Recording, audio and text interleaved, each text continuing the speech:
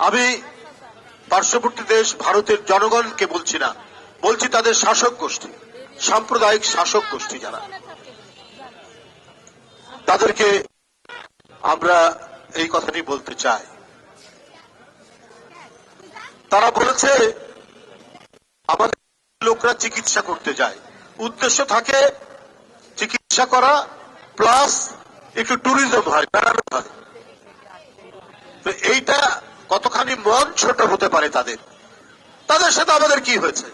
আমাদের দেশের একজন ভয়ঙ্কর এক ফ্যাসিস্ট, ভয়ঙ্কর দানব, তাকে ছাত্র জনতা তাড়িয়েছে, সে পালিয়ে গেছে, সে ভারতে আশ্রয় নিয়েছে আপনাদের কাছে।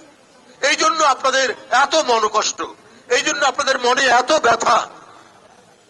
আজগুবি আজগুবি অপপ্রচার দিচ্ছেন বাংলাদেশের বিরুদ্ধে, অপতথ্য এবং অপপ্রচার দিয়ে বাংলাদেশের দীর্ঘদিনের যে একটি ভাবমূর্তি, এখানে হিন্দু, মুসলমান, বৌদ্ধ, খ্রিস্টান পরস্পরের সাথে সম্প্রীতি এবং ভ্রাতৃত্বের বন্ধনে তারা যে আবদ্ধ, এইটাকে নস্যাৎ করার জন্য ভারতের সাম্প্রদায়িক শক্তি, যারা প্রায় সেখানকার সংখ্যালঘুদেরকে অত্যাচার করে, নিপীড়ন করে, যা নিয়ে গোটা বিশ্বে তাদের প্রতি ঘৃণা এবং তাদেরকে ধিক্কার দেয়। আসামের খ্রিস্টান জনগোষ্ঠী তারা বলছে যে আমরা দীর্ঘদিন ধরে স্বাভাবিকভাবে নির্যাতন হয়েছে। এই যে ভারত তার গুজরাটে, আপনাদের নিশ্চয়ই মনে আছে, 2000-এর মতো মুসলিম নরনারীকে হত্যা করেছে কয়েকদিন আগে, যখন বর্তমান প্রধানমন্ত্রী তিনি যখন সেখানকার মুখ্যমন্ত্রী ছিলেন।